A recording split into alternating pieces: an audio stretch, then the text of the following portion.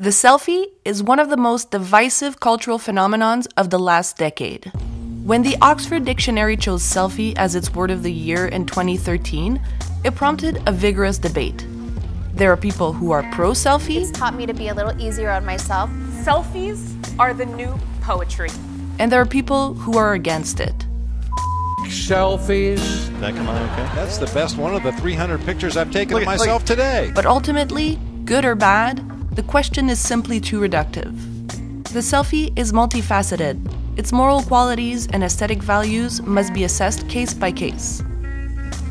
Something crucial is often absent when dissecting the selfie: an acknowledgement of the historically rich artistic practice that we consider to be the selfie's predecessor, the self-portrait.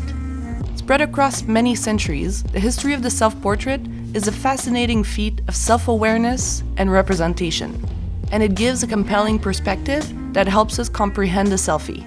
Let's take a closer look at this existential quest through imagery.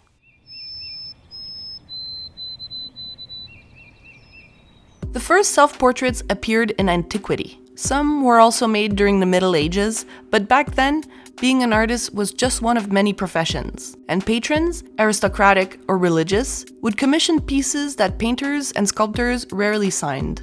The idea of distinctive artistic voices was virtually non-existent, until the Renaissance. It's during the 14th century that artists started to paint themselves significantly. In fact, they would photobomb their own frescoes. They'd fresco bomb. If you ever visit the Sistine Chapel, look up at Michelangelo's awe-inspiring fresco and find Saint Bartholomew. The flayed skin, held by the bearded cloud-straddling man, is said to be in the painter's own image. One of the pioneers of self-portraiture is certainly Albrecht Dürer, who depicted himself throughout the years. This painting from 1500 is perhaps his most well-known work. In it, he is looking straight ahead, as if at the viewer. This quasi-religious pose was typically reserved for depictions of Jesus or God. Was it pride or vanity, or was it an artist contemplating creation? Leonardo da Vinci is thought to have drawn himself too, as did Caravaggio. Here he is as Goliath's decapitated head after being defeated by the young David. And while we're on the subject of biblical beheadings, here's the cathartic Judith slaying Holofernes. The artist, Artemisia Gentileschi, modeled Judith in her own image. And Holofernes was painted to look like Agostino Tassi. Tassi was Gentileschi's old mentor and her rapist. It's one of the most striking images that we came across while researching self-portraits. In Holland, Rembrandt was an unstoppable self-portrait machine. Over a period of 40 years, he is said to have made more than 100 paintings, creating a sort of visual journal, capturing himself at various stages of his life. It's worth mentioning that before photography, the only way to keep track of one's evolving appearance was by being drawn or painted. But only those who could afford it had their portraits made. Meanwhile, artists, either through sheer self-awareness or with the help of a reflective surface, were doing it for themselves. A lot. Van Gogh, in the span of only 3 years, made 37 self-portraits. Looking at them, you can see his changeable emotions. The frail nature of his mental health is touchingly depicted with talent and honesty. Egon Schiele painted his share of self-portraits too. In them, his naked body is twisted, crude, incongruous, and sensual, all at once. Picasso's depictions of himself are worth a mention. Not one to stick to a certain style, he went from naturalistic painted portraits of his teenage self to completely abstract, childlike drawings during his 80s. Frida Kahlo produced 143 self-portraits. Over and over, her face shows the same stoic expression. Through these paintings, she explores physical pain, her romantic relationships, and infertility. The invention of photography was a real game changer for self-portraits. Now, we had a tool that allowed us to capture images. One of the first ever photographs was a self-portrait, this experimentally made daguerreotype by chemist Robert Cornelius. But the invention created a new technical constraint.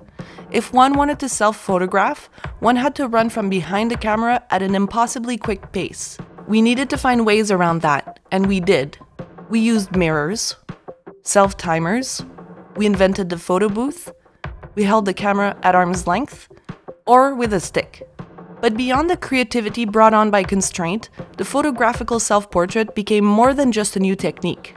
It became a medium for self-representation, and a pretty subjective one at that. You get to choose what the composition will look like, the pose that you'll adopt, the expression on your face, when the photo will be taken, and where. It really is an art form in its own right, and perhaps that's why such interesting people gravitated towards it before it became the phenomenon that it is today. Here's Madonna in 1984. She's working that angle hard, and the Polaroid flash is giving her the perfect insta-glow.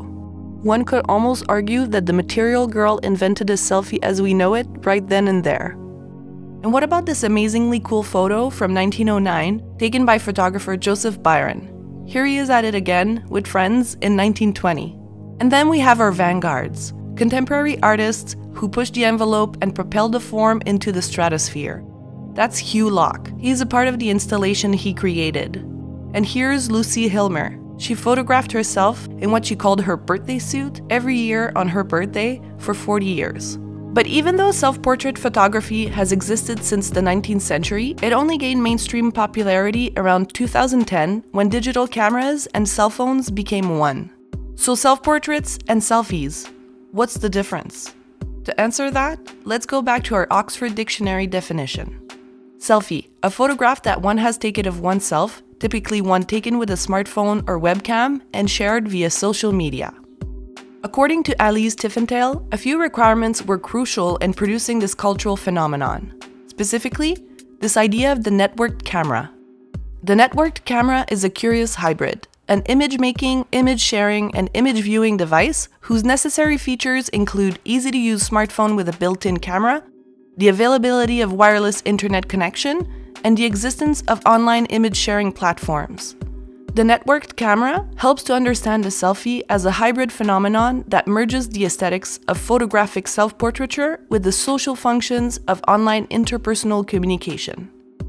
The selfie represents a democratization of the self-portrait, a subgenre of the form, its defining component being instant communication. Now, a lot of people believe that selfies are a manifestation of narcissism. So what's narcissism? An excessive interest in or admiration of oneself and one's physical appearance. And yes, there can be a narcissistic aspect to the iconography of the selfie. A quick search for the hashtag on Instagram will show you that people seem to love documenting their physical appearance. A lot. But even though as a practice the selfie can produce narcissistic outcomes, it would be wrong to say that that's all it does. Actually, upon closer look, some selfies express melancholy, some act as a proof of presence, some manifest happiness or pride, and some seem to reach in as a way to reach out. As the writer Rachel Syme brilliantly put it, asking someone in your life about how and why they put up their own portrait can be a vital new step in gaining a deeper understanding. Selfies are begging for this question, and every picture posted is an invitation to ask it.